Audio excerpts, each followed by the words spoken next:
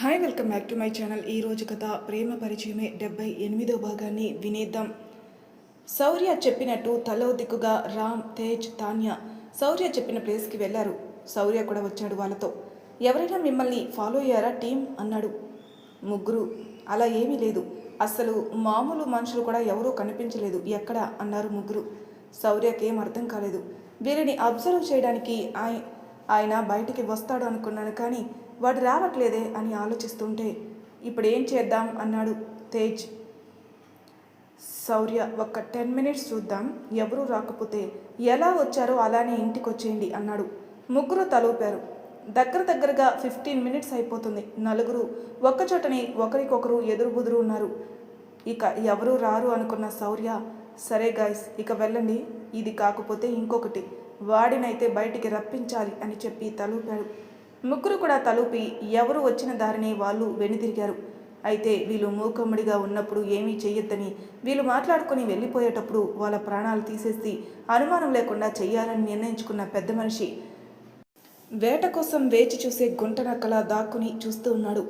వాళ్ళు ఏమీ మాట్లాడుకున్నది వినలేదు, కానీ ఒక వ్యక్తి ఆ ముగ్గురు ఆఫీసర్లతో మాట్లాడడంతో అతని పార్దు కొడుకు అనుకుని అతన్ని అడ్డు తొలగించాలనుకున్నాడు. దానితో తన మనుషులకి ఎవరెవరిపైన ఎలా దాడి చేయాలో వివరించాడు. తను మాత్రం పార్దు కొడుకుని తన చేతులతో చంపాలని నిర్ణయించుకుని కొంతమంది మనుషులతో శౌర్య వెళ్తున్న వైపే వెళ్ళాడు. అలా ఎవరికి వాళ్ళు ఎవరి దారిలో వాళ్ళు వెళ్తున్నారు. అయితే వీళ్ళు కలిసింది ఊరి మొదట్లోనే. దానితో శౌర్య బ్లూటూత్తో ఆల్రెడీ అందరితో కనెక్ట్ అయి ఉన్నాడు. అక్కడికి వచ్చిన దగ్గర నుంచి అక్కడి నుంచి వెళ్ళిపోతూ ఉండడంతో అందరికీ జాగ్రత్తగా రండి, ఒకవేళ మనం వాళ్ళకి టార్గెట్ అయితే మనల్ని చంపేయడానికి కూడా వెనకాడకపోవచ్చు, ఎందుకంటే అమ్మవారి నగల విషయం కాబట్టి, నిజం బయటకు వస్తే వాడి పరువు పోతుంది కాబట్టి, అందుకే చాలా జాగ్రత్తగా ఉండండి అన్నాడు. తేజ్, రామ్, తాన్య సరే అన్నారు. అలా కొంత దూరం వెళ్ళారు. అంతలోనే తేజ్, నన్నెవరో ఫాలో అవుతున్నారు అన్నాడు. అది ఇంకా ఊరి మొదట్లోనే అవ్వడంతో కాల్ కనెక్ట్ అయి ఉంది.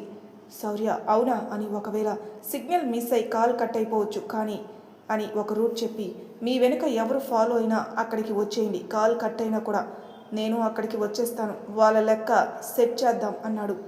ముగ్గురు ఓకే సార్ అన్నారు. శౌర్య కూడా గమనించాడు. తన వెనక ఓ నలుగురు వస్తున్నట్టు కనిపించారు, కానీ తన వెనక ఒక గుంపు ఉందని శౌర్యకి తెలీదు.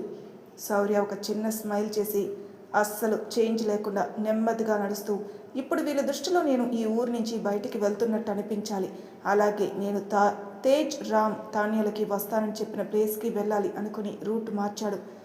దానితో ఊరు నుంచి వెళ్ళిపోతున్నాడని ఆ పెద్ద మనిషికి అర్థమై, వాడిని వదలద్దు, వాడు ప్రాణాలతో ఈ ఊరు దాటకూడదు అని తన మనుషులకి చిన్నగా చెప్పాడు.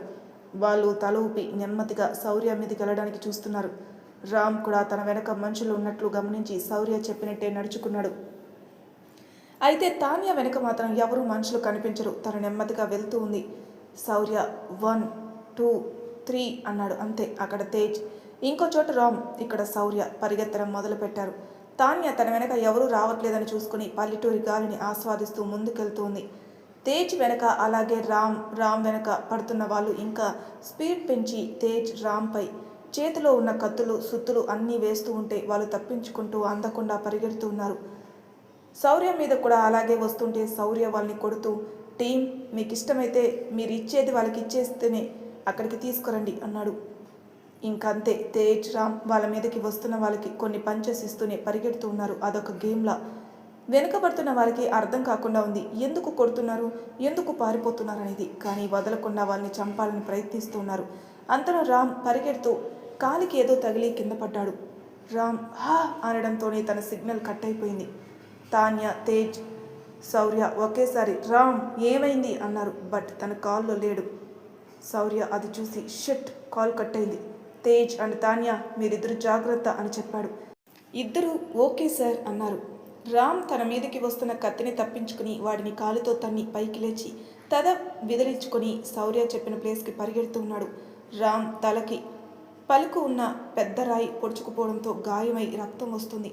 ఆ రక్తం పోకుండా చెయ్యి అడ్డు పెట్టుకుని తన మీదకి వస్తున్న కత్తుల దాడిని తప్పించుకుంటూ మనుషుల్ని నెట్టేస్తూ పరిగెడుతున్నాడు రామ్. ఇంతలో శౌర్య తన అనుకున్న ప్లేస్కి రావడంతో ఇక ఆగిపోయి వెనక్కి తిరిగి రమ్మన్నట్టు చేయి చూపించి మీదకు వస్తున్న వాడిని ఒక్క దెబ్బతో పడుకోబెడుతూ ఒక్కొక్కడి బోన్స్ని బ్రేక్ చేస్తూ వాళ్ళని కొడుతూ ఉన్నాడు. ఆ పెద్ద మనిషి చీకట్లోనే ఉండిపోయి శౌర్యాన్ని చూస్తూ ఉన్నాడు. ఇంతలో తేజ్ చేతికి ఒక కత్తొచ్చి తగిలింది. తేజ్ అరవబోయి ఆగిపోయాడు. ఎందుకంటే తను అరిస్తే శౌర్య టెన్షన్ తీసుకుంటాడు. అందుకే పట్టి బిగి ఉన్న నొప్పిని ఆపేసి ఆ కత్తి దూసిన వాడి చేతిని మెడని పట్టుకుని కత్తి పడేయించి ఆ చేతిని మడతపెట్టి వెనక్కి తోసేసి అక్కడి నుంచి పరిగెత్తుకుంటూ కొట్టడం మొదలుపెట్టాడు. తాన్య నడుచుకుంటూ ఒక ప్లేస్కి రాగానే తన కాలు కూడా కట్ అయిపోయింది. దానితో తేజ్ రామ్ గురించి ఆలోచించి వాళ్ళు ఎలా ఫేస్ చేస్తున్నారో, ఏం జరుగుతుందో, నేను కూడా అటు వెళ్తే హెల్ప్ చేస్తున్నట్టు అవుతుంది కదా అనుకుని ఆ చీకట్లోనే రూట్స్ చూసుకుని ఓ పక్కకు వెళ్ళబోయింది. అంతే, ఎవడో దిట్టంగా ఉన్న ఒకడు ఎదురుగా కనపడ్డాడు. నోట్లో ఉన్న చుట్టని ఎడమ చేత్తో పడేసి అలాగే పరుగున తాన్య దగ్గరకు వచ్చి అదే ఫోర్స్లో తన మోచేయి మధ్యలో తాన్య మెడని బంధించేసి లాక్కుని పోతున్నాడు. తాన్య విదిలించుకుంటూ ఉంది. వాడి మెడ నలిపేస్తాడని అర్థమైన తాన్య వెంటనే తన రివాల్వర్ తీసి వాడి భుజంపై బలంగా కొట్టింది. రివాల్వర్ వాడమని శౌర్య చెప్పలేదు, అందుకే వాడలేదు. ఆ దెబ్బకి తాన్యని వాడు వదిలేశాడు. తాన్య ఊపిరి పీల్చుకుని వెంటనే రివాల్వర్ని తన పాకెట్లో పెట్టుకుని వాడి ముక్కిపై పంచి ఇవ్వబోయింది. వాడు ఆ చేయి పట్టుకుని వెనక్కి మడిచాడు. వాడొక్కడే వచ్చాడు తాన్య కోసం. వాడు చాలు అలా ఉన్నాడు. తాన్య విదిలించుకోవాలని చూసింది, కానీ కుదరలేదు. అతడు తాన్య 2 చేతుల్ని బలంగా వెనక్కి లాగి పట్టుకున్నాడు. తాన్యకి తన చేతుల్ని విడిపించుకోవడానికి తన బలం సరిపోవట్లేదని అర్థమై వెంటనే ఒక కాలితో వెనకొన్న వాడిని తన్నింది. అయినా వాడు ఏమాత్రం కదలకుండా అలానే తాన్య చేతులను బిగించి పట్టుకుని తన దగ్గర ఉన్న చిన్న కత్తి తీసి ఒక్కసారిగా తన 2 చేతుల మణికెట్టు దగ్గర కోసేశాడు. తాన్య అరిచిందే కానీ అది తన గొంతులోని ఆగిపోయేలా నోరు నొక్కేశాడు. వెంటనే రక్తం దారంలా కారిపోతుంది. అయినా కూడా వాడు తాన్య నోటిని ఒక చేత్తో మూసి ఇంకో చేత్తో తాన్య 2 చేతుల్ని పట్టుకునున్నాడు. తాన్య ఆ బాధని తట్టుకోలేకపోతుంది. క్షణానికి ఓ రక్తపు బొట్టు కింద పడుతుంటే ప్రాణం పోతున్నట్టు నొప్పిగా ఉంది. అతను మొహంలో ఏ ఎక్స్ప్రెషన్ లేకుండా తాన్యని అలానే పట్టుకునున్నాడు. రామ్, శౌర్య దగ్గరికి వచ్చేశాడు. కొట్టే కొద్దీ ఇంకా వస్తున్న అలసట లేకుండా లెక్క కుదురుస్తూ ఉన్నాడు శౌర్య. రామ్ని చూడగానే శౌర్యకి ఓ భారం తీరిపోయింది. రామ్ కూడా అలసట తీర్చుకొని అందుకున్నాడు ఇంకొకటి జుట్టు. అలా శౌర్య, రామ్ కొడుతూనే ఉన్నారు. ఇంతలో దిట్టంగా ఉన్న భారీ కాయలు బరిలోకి వచ్చాయి. రామ్ శౌర్య వైపు అలానే చూస్తూ ఉంటే శౌర్య నేను చూసుకుంటాను అని కళ్ళతోనే చెప్పి వాళ్ళని మట్టిలో కప్పెట్టే పనిలో పడ్డాడు. కాసేపటికి పూర్తి చేశాడు కూడా. అయితే శౌర్యాన్ని ఆపలేమని అర్థం చేసుకున్న ఆ పెద్ద మనిషి తన చేతిలోకి బల్లెని తీసుకుని మాటుగా వచ్చి వెనకగా శౌర్యాన్ని పొడి చేశాడు. రామ్ కొడుతూ అనుకోకుండా అటు చూసి అలా ఆగిపోయాడు. శౌర్య అలా నిల్చునిపోయాడు. రామ్ మొహం మీద ఎవడో కొట్టడంతో తేరుకుని వాడి చేతిని పట్టుకుని వెనక్కి తిప్పి వాడు కాలుపై తన్ని వాడిని నేలకి కుదించి అటు చూస్తూ తేజ్ అన్నాడు రామ్. శౌర్య వెంటనే తన చేతిలో ఉన్న వాడిని వదిలేసి వెనక్కి తిరిగాడు. తేజ్ ఆ బల్లాన్ని శౌర్య వెన్నులోకి దిగకుండా బలంగా పట్టుకొని ఆపాడు. శౌర్య అది చూసి వెంటనే ఎదుట ఎవరు ఉన్నారనేది చూడకుండా అతని గుండె మీద గుద్దాడు. దెబ్బకి ఆ పెద్ద మనిషి నేల మీదకి పడిపోయి గట్టిగా దగ్గుతూ ఉన్నాడు. శౌర్య అతన్ని పట్టించుకోకుండా తేజ్ అని తన 2 చేతుల్ని పట్టుకున్నాడు. అది బల్లెం కదా సార్, ఏం కాలేదు, జస్ట్ ఆపగలిగాను. అలా ఎలా అప్రమత్తంగా ఉండకుండా ఉండారు? నేను రావటం ఆలస్యం అయితే అన్నాడు తేజ్. శౌర్య థ్యాంక్ యూ తేజ్ అన్నాడు తేజ్ భుజం మీద చెయ్యి వేసి. Tej it's my duty sir అని. నా వెనుక వచ్చిన వాళ్ళు ఫినిష్. ఇప్పుడు మీరు అతని సంగతి చూడండి, నేను రామ్ వీళ్ళిద్దరి సంగతి చూస్తాం అని చెప్తాడు. శౌర్య ఓకే అని నేలపై పడి దగ్గుతూ ఉన్న వ్యక్తి దగ్గరికి వెళ్ళి అతని కాలర్ పట్టుకుని పైకి లేపాడు. ఆ పెద్ద మనిషి చేతుల్లో కత్తి కానీ బల్లెం కానీ ఇలాంటివేమీ లేవు. పైగా అతనిలో అసలు ఓపికే లేదు. అంతేకాక శౌర్య ఇచ్చిన పంచికి గుండె ఉండిద్దో పోయిద్దో అన్నట్టు కొట్టుకుంటుంది. అలాగే అతనికి దగ్గు ఊపిరి ఆడనివ్వట్లేదు. శౌర్య అతని కొట్టబోయి ఆ చీకట్లో మెరిసిపోయిన అతని జుట్టుని చూసి ఫోన్లో లైట్ ఆన్ చేసి అతని ఫేస్ వైపు చూశాడు. అతని చెయ్యి అడ్డు పెట్టుకుని నించున్నాడు. తేజ్, రామ్ ఆపకుండా కొడుతుండడంతో శౌర్య దెబ్బలకే సగం ప్రాణం పోయినట్టుండి ఇప్పుడు వీళ్ళ దెబ్బలకి ఆ ప్రాణం కూడా పోతుందేమో అనుకున్నారు. అక్కడి నుంచి పరుగు అందుకున్నారు. తేజ్, రామ్ శౌర్య వైపు తిరిగి ఫినిష్ షార్ అన్నారు. నా ఆపరేషన్ కూడా ఫినిష్ అయినట్టే అని వాళ్ళ వైపు చూసి చెప్పి అతని కాలర్ అలానే పట్టుకుని సరే పదండి వెళ్దాం అని అతన్ని కూడా లాక్కుని వెళ్తున్నాడు. తేజ్, రామ్, శౌర్య వెనక వెళ్తున్నారు. ఆ పెద్ద మనిషి విదిలించుకోవడానికి చూశాడు కానీ కుదరలేదు అతనికి. శౌర్య పట్టాలా ఉంది. శౌర్య అతన్ని అలానే లాక్కుంటూ పరం ఇంటికి తీసుకుని వచ్చి ఇంట్లోకి విసిరేశాడు. తలుపులు తెరిచిన సౌండ్కి వీళ్ళ కోసమే ఎదురు చూస్తూ ఉన్న పరం అలానే లేచి నించున్నాడు. విద్యుత్ కాంతికి అతని మొహం తెలుస్తుంటే పరం ఆశ్చర్యపోయి చూస్తూ నిల్చున్నాడు. ఎవరు బాబాయ్ ఇతను? మా కుటుంబానికి ఇతనికి ఏంటి సంబంధం అని అడిగాడు శౌర్య. తేజ్ రామ్ కూడా అలానే చూస్తూ ఉన్నారు. పరం మీరు అని కూడ తీసుకొని పలుకుతూ, మీరా ఇలాంటి పనికి ఒడికట్టింది అని అడిగాడు. ఇప్పుడు మమ్మల్ని చంపాలని కూడా అనుకున్నాడు బాబాయ్, అందుకే దొరికిపోయాడు అంటాడు శౌర్య. మీ మనసులో ఇంత దుర్బుద్ధి ఎందుకు పుట్టింది రామయ్య తాత అంటే ఒక ముసలాయనతో. మీకు ఈ ఊర్లో వాళ్ళంతా తెలుసు కదా, ఎవరు ఇలా చేసి ఉండొచ్చు, ఎవరికి అలాంటి అవసరం ఉందని అనుకుంటున్నారని నేను శౌర్య మాట్లాడాం. అప్పుడు ఆయన చెప్పిన పేర్లలో నీది కూడా ఉంది. కానీ నేనే శౌర్యకి అతను అవ్వడు అని నిక్కచ్చిగా చెప్పాను. మీరు విశ్వేశ్వర గారికి ప్రాణ స్నేహితుడు కదా, అలాంటి ఆయనపై మీకు పగ ఏంటి అన్నాడు. శౌర్య, రామ్, తేజ్ ముగ్గురు ఆశ్చర్యపోయారు. ప్రాణ స్నేహితుడా? ఎలా ఎలా ద్రోహానికి పాల్పడ్డా అని. పరం ప్రాణానికి ప్రాణమైన వారి పరువు మర్యాదల్ని ఎందుకు తీయాలనుకున్నారు? ఇంకా సగం జీవితం కూడా చూడని వీడిని అంటే శౌర్యాని, మీ మనవడి లాంటి వాడిని వీడిని ఎందుకు చంపాలనుకున్నారు? వాడు నా మనవడు కాదు కదా అని పరం వైపు చూసి, అవును అనుకున్నాను, అంతా నేనే చేశాను, అయితే ఏంటి అన్నాడు. ఇప్పుడే చేస్తాను, అప్పుడు మీరు ఎలా ఆ పార్థుని ఆ ఇంట్లోకి తెచ్చి ఎలా సంతోషంగా ఉంటారో నేను చూస్తానని గోడకి తల వేసుకుని కొట్టుకుంటూ ఉంటే అందరూ ఆశ్చర్యపోయి చూస్తున్నారు. తేజ్ మాత్రం హలో సార్, ఒక్కసారి అటు చూడండి అన్నాడు. తల కొట్టుకుంటున్న అతను ఆగిపోయి ఏంటది అన్నాడు. మీకు మీరు తల బాదుకుంటున్నట్టు వీడియో, అలాగే మీరు అంతా నేనే చేశానన్న రికార్డింగ్ని కలిపి 2 మెర్జ్ చేసి హైకోర్టులో సబ్మిట్ చేసినా సరే సరైన ప్రూఫ్ కాదని ఎవడు అనడు. ఎందుకంటే సిబిఐ క్రైమ్ బ్రాంచ్ ఇక్కడ అని కాలర్ ఎగరేస్తూ చెప్పాడు. శౌర్య అసలు మీరెందుకు మా తాతయ్య కుటుంబం పరువు తీయాలనుకున్నారు అన్నాడు సూటిగా చూస్తూ. పరం శౌర్యతో, ఇతను ఇక్కడ కాదు సమాధానం చెప్పాల్సింది, తెల్లవారనివ్వండి, పంచాయతీలో తేలుద్దాం. పార్థకి ఫోన్ చేసి ఇక్కడికి రమ్మని చెప్పు. వాడు మనస్ఫూర్తిగా నవ్వే సమయం, మనస్ఫూర్తిగా బాధని వెళ్ళగక్కే సమయం 2 వచ్చాయని చెప్పు అని ఆయనే వెళ్ళి ఒక తాడు తెచ్చి ఆ పెద్ద మనిషి చేతుల్ని కట్టేస్తాడు. అలా కట్టేయడం చూసి బాబాయ్ అన్నాడు శౌర్య. అంత పొగరగా అంతా నేనే చేశానంటున్న ఈ మహానుభావుడికి అంత మర్యాద అవసరం లేదు శౌర్య. మీ నాన్న మనసులో గూడు కట్టుకున్న బాధకి, పడిన అవమానానికి, కుటుంబానికి దూరంగా ఎవరూ లేనట్టు అనుభవించిన జీవితానికి కారణం ఇతను.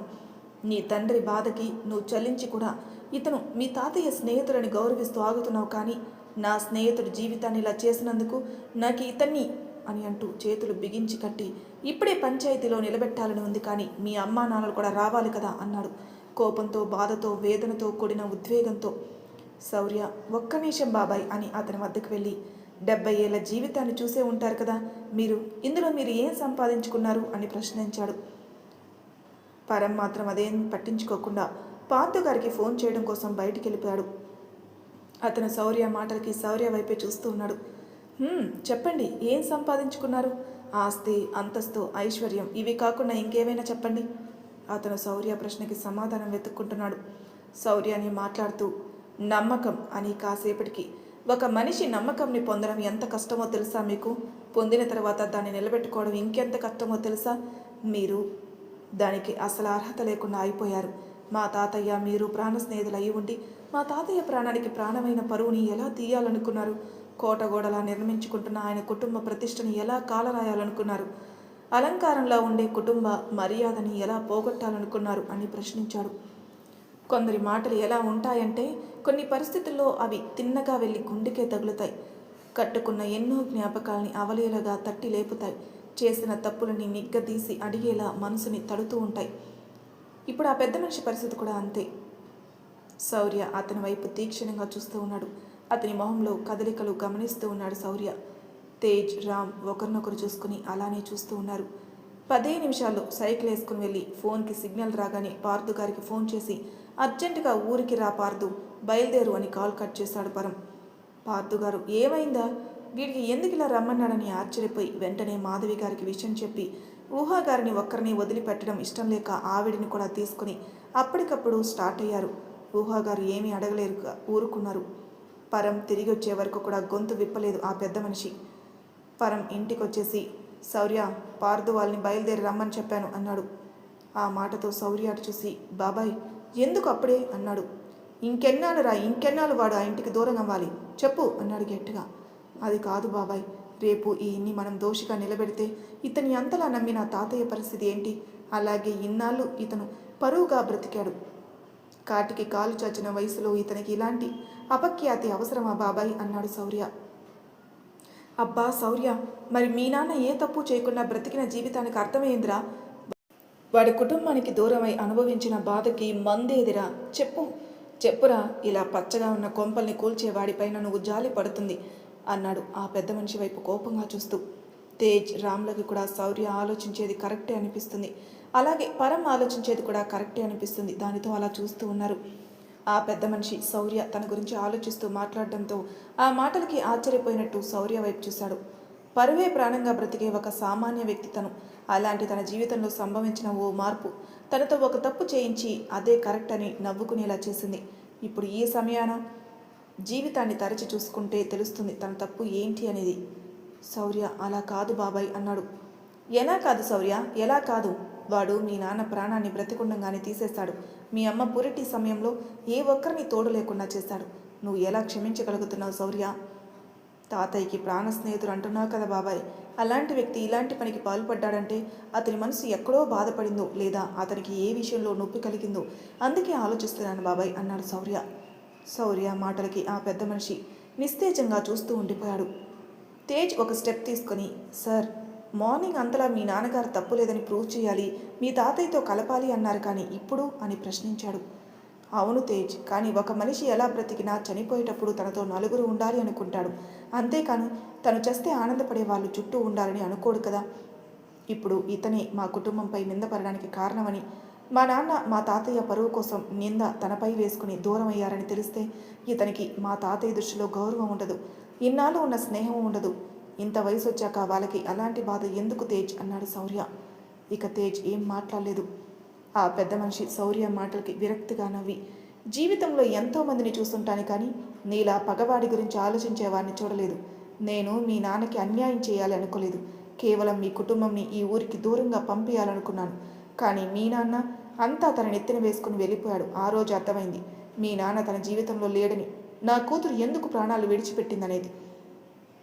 నా ఒక్కగానొక్క కూతురు కోరికని తీర్చలేకపోయాను అని తన కూతుర్ని గుర్తు తెచ్చుకొని కళ్ళనీళ్ళు పెట్టుకుంటూ, నా కూతురు మీ నాన్నపై ఇష్టాన్ని తన వయసుతో పాటు పెంచుకుంటూ వచ్చింది. ఆ విషయం నాకు తెలిసేసరికి మీ నాన్న పెళ్లి విషయంలో నిర్ణయాలు జరిగిపోయాయి. కానీ మనసు ఆగక మీ తాతయ్యని అడిగాను. వాడు వేసిన విస్తర ఎలా తీయన్రా? ఒక్క మాట ముందు చెప్పే పని కదా. అయినా అమ్మాయికి ఏంట్రా, మనవాడికన్నా గొప్పవాడిని తెద్దాం అని మాట దాటేశాడు. మీ నాన్న పెళ్ళైన 2 రోజులకే నా కూతురు ఈ ఊరి ఏట్లో దూకి ప్రాణాలను వదిలేసింది.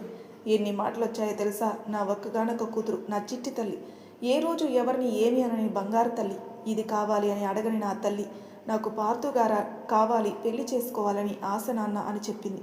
ఆ చిన్ని కోరికని తీర్చలేక నా ప్రాణానికి ప్రాణమైన కూతుర్ని దూరం చేసుకున్నాను. ఆ క్షణం నీ తాతయ్య బాధపడ్డాడు, నాకు తోడుగానే ఉన్నాడు. కానీ నా కూతురు నాకు దూరం అవ్వడానికి మీ తాతయ్యనే కారణం. వాడు ఒప్పుకొని ఉంటే నిజంగా నాకు కూడా నీలాంటి మనవడు ఉండేవాడు. అందుకే నాకు కోపం. పెళ్ళిడికి వచ్చిన ఒక ఆడపిల్ల ఆత్మహత్య చేసుకుంటే ఎన్ని మాటలు వస్తాయో ఆ ఆడపిల్లని కన్న తండ్రికే తెలుస్తుంది. ఆ క్షణం నా ఇల్లు మోడు బారిపోయింది, నా మనసు మురికైపోయింది. అప్పుడే నిర్ణయించుకున్నాను మీ తాతయ్యని ప్రశాంతంగా బ్రతకనివ్వకూడదని. కొన్నాళ్ళకి ఒకడు మీ నాన్నపై కోపంతో ఉంటే ఆ కోపాన్ని వాడుకుని వాడి చేత అమ్మవారి నగలు దొంగతనం చేయించి ఆ నగలు మీ తాతయ్య ఇంట్లోకి ఎలా చేరవేయాలో చెప్పాను. అలాగే నగలు దొంగలించిన వాళ్ళు ఊరి వదిలి వెళ్ళాలని కూడా నేనే చెప్పించాను. దానితో ఈ ఊరి నుంచి మీ కుటుంబం పరువుని పోగొట్టుకుని వెళ్ళిపోయి నాలా ఏడుస్తూ బ్రతుకుతుంది అనుకున్నా. కానీ మీ నాన్నకి వాడి నాన్నపై ఉన్న అతి ప్రేమ వాడిపై నింద వేసుకునేలా చేసింది.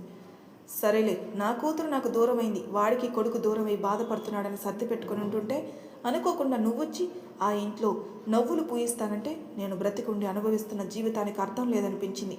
అంతేకాదు, నగల విషయం బయటకు వస్తే నా పరువు మర్యాదల పరిస్థితి ఏంటి అనిపించింది. అందుకే ఈ విషయాన్ని ఆదిలోనే తుంచేయాలనుకున్నాను. అందుకే నిన్ను మట్టిలో కలిపేయాలని, మీ నాన్నకి వాడి నాన్నకి తగాదా పెట్టేయాలని, అసలు ప్రశాంతత లేకుండా చేయాలని కూడా అనుకున్నాను. నా కూతురు లేకుండా నేను నా భార్య ప్రతి క్షణం అనుభవిస్తున్న వేదనకి మీ దగ్గర నుంచి మీ బాధని ఫలితంగా తీసుకోవాలనుకున్నాను. కానీ అంటూనే స్పృహ కోల్పోయాడు. శౌర్య వెంటనే ఏమైంది అని అతని చెంపలు తడుతుంటే పరం వాడి నాడి పట్టుకుని ఎక్కువ ఆలోచించి బాధపడి బాధ వెళ్ళగక్కడం వల్ల ఇలా అయ్యాడులే, పడుకొని రేపు ఉదయం కొత్తగా మొదలవుతుంది ఇతనికి అన్నాడు కోపంగా. బాబాయ్ అన్నాడు శౌర్య. శౌర్య అన్నాడు పరం కూడా. శౌర్య ఇక ఏమీ అనలేక ఆలోచిస్తున్నాడు. తేజ్ రామ్తో చిన్నగా ఏదో పాత సినిమా స్టోరీలో ఉందే అన్నాడు. రామ్ ఆ అమ్మాయి ప్రేమించడం వీళ్ళ పెళ్లి చేసుకోకపోవడం వరకే ఓకేరా, కానీ అతను మరీ సైకోలా తన స్నేహితుడు పక్కనే ఉండి అతని బాధని తన బాధకి మందనుకున్నాడంటే వామ్మో. అదే అలా కాకుండా ఈ పెద్ద మనిషి తన స్నేహితుడు కుటుంబ సంతోషాన్ని ఈయన కుటుంబ సంతోషంగా భావిస్తే ఈ కథ ఇంకోలా ఉండేదేమో అన్నాడు తేజ్ రామ్తో. హా అంతేగా అనేసి, అంతేనా తాన్యా అని ఇంకో పక్క చూస్తాడు. రామ్ తాన్యా అని వినగానే హారా నిజంగానే తాన్యా ఏది అన్నాడు. ఆ మాటకి పరం శౌర్య కూడా అటు చూశారు. తేజ్ హా ఏదిరా, తను ఈ పాటికి వచ్చేయాలి కదరా అన్నాడు తేజ్ అయోమయంగా. ఓ మై గాడ్ అని శౌర్య వెంటనే పైకి లేచి, తాన్యా ఇతని మనిషి చేతుల్లో చిక్కుకుందా ఏంటి అని వెంటనే కదులుతూ, బాబాయ్ రామ్ మీరిద్దరు ఇతని దగ్గర ఉండండి, తేజ్ మనిద్దరం తాన్యా కోసం చూద్దాం పదా. రామ్ నేను కూడా వస్తాను సార్ అంటే శౌర్య అతని కోసం అతని మనుషులు ఇక్కడికి వస్తే బాబాయ్ ఒక్కడ ఎదుర్కోలేడు రామ్ అన్నాడు. రామ్కి అర్థమై సరే సార్ అన్నాడు. తేజ్ శౌర్య హుటాహుటిన తాన్యా వెళ్ళిన రూట్కి వెళ్లారు. శౌర్యకి కాల్ చేద్దామని వెళ్ళిన విదర్ ఏమైందో ఏమో చకచకా వచ్చేసి ఆ రాత్రి సమయంలో గట్టిగా అన్ని దిక్కులకి వినిపించేలా నందగోపాల్ గారు, నందగోపాల్ గారు అని అరిచాడు వింధ్య వాళ్ళింటికి ముందు. ఆ అరుపుకి అందరూ లేచారు. ఇంట్లో లైట్స్ ఆన్ అయి ఉన్నాయి. పడుకుని నిద్ర పట్టకలేక లేచి ఏదో చూస్తున్న వింధ్య కూడా ఏమైందా అని పరుగున వచ్చింది. అందరూ కూడా హుటాహుటిన బయటకు వచ్చారు. ఎవరు అలా అరుస్తున్నారు, ఎందుకు అరుస్తున్నారని. మరి తర్వాయి భాగంలో ఏం జరగబోతుందో నెక్స్ట్ ఎపిసోడ్లో తెలుసుకుందాం. అంతవరకు నా ఛానల్ సబ్స్క్రైబ్ చేయని వాళ్ళు ప్లీజ్ సబ్స్క్రైబ్ చేసుకోండి, లైక్ చేసి షేర్ చేయండి, మీ అభిప్రాయాలను కామెంట్ రూపంలో తెలియజేయండి. Thank you for listening.